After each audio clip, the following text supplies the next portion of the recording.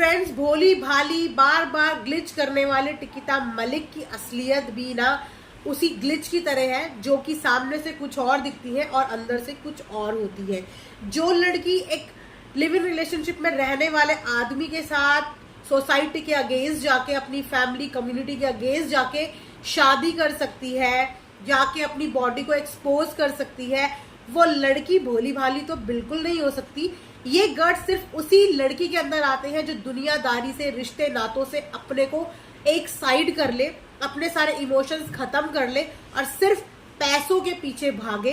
तो टिकिता मलिक भी यहाँ पे सिर्फ और सिर्फ पैसे कमाने में जुटी हुई है। हाल ये एक इमोशनलेस लड़की है, एक इमोशनलेस बेटी है, जिन्होंने अपने परिवार के एक दुख भरे टाइम में उनको सपोर्ट नहीं किया।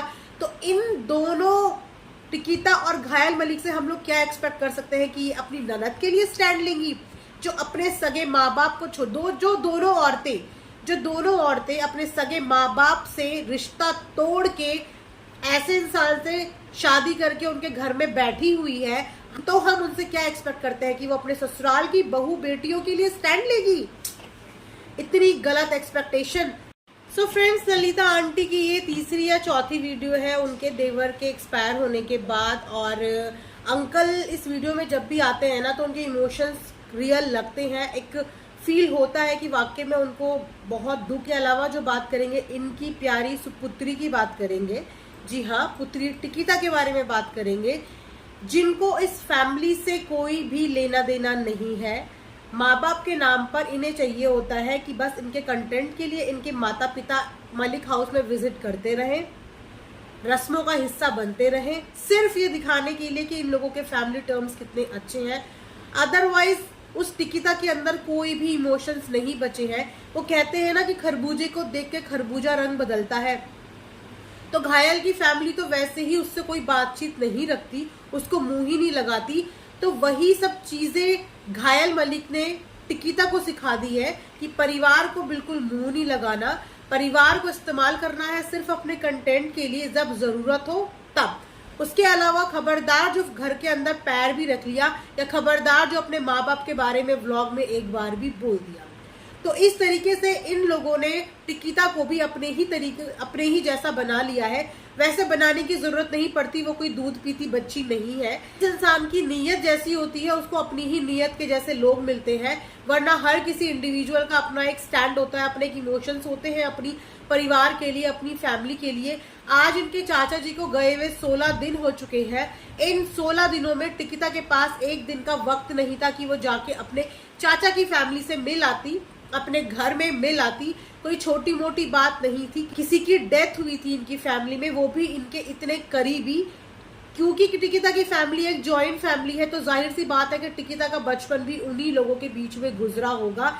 तो इतने दिनों में टिकिता के पास बिल्कुल फुर्सत नहीं थी। लेकिन इन मैडम के पास फुर्सत है टूर ट्रिप प्लान करने की, घूमने फिरने जाने का प्लान करने की, बैल्कनी में खड़े होके डांस करने की, रील पे रील डालने की, अपना वेट लॉस, जिम में दौड़ने की, हर जगह घूमने की इनके पास फुर्सत है, हर गेम प्लान करने की इनके पास फुर्सत है।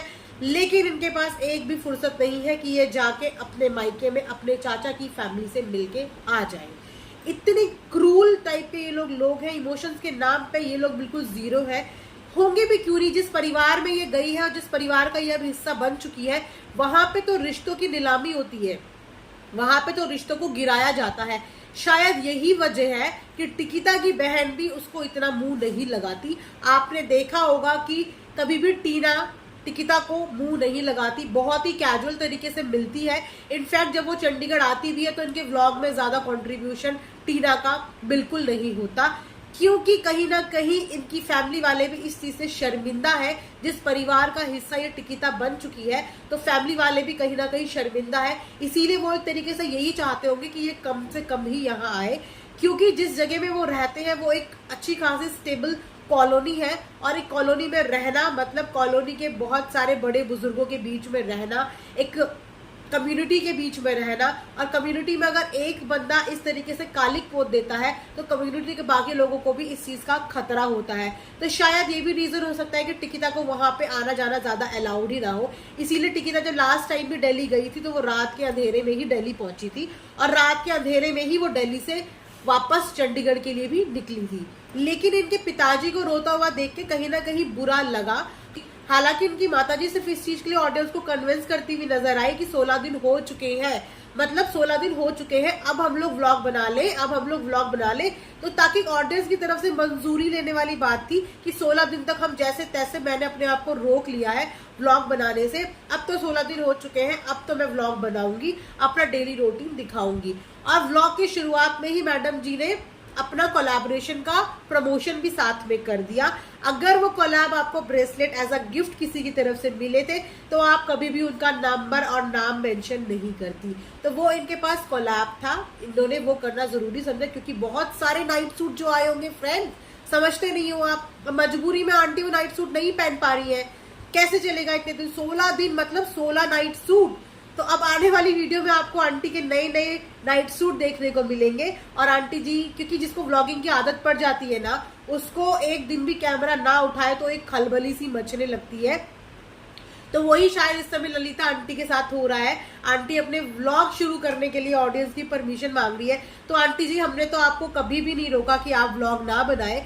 मैंने अपने लास्ट वीडियो में भी आपसे यही रिक्वेस्ट करी थी कि इससे बेटर है बार बार किसी गए हुए इंसान को याद करने से या उसके नाम पे इमोशंस दिखाने से बेटर है कि आप अपनी सिंपल सी व्लॉगिंग शुरू कर दो। क्योंकि किसी को भी शौक मनाने के लिए 1 या 2 दिन कैमरे के आगे देना बहुत होता है। बाकी आपके जो भी इमोशंस हैं आप बिहाइंड द कैमरा रखो ना। आप बार बार वीडियो में आके वही चीजें रिपीट करती हो, तो इससे बेटर है कि आप वाकई में अपनी व्लॉगिंग शुरू कर लो। सो ये था मेरा आज का एक छोटा सा रिएक्शन टिकिता मैडम के ऊपर। सो अगर आपको रिएक्शन पसंद आया होगा तो लाइक जरूर करें और अपने प्यारे प्यारे कमेंट से मेरा कमेंट सेक्शन भर दे। सो मिलते हैं नई वीडियो में, तब तक अपना ध्यान रखिए, दुआओं में याद रखिए, बाय, टेक केयर।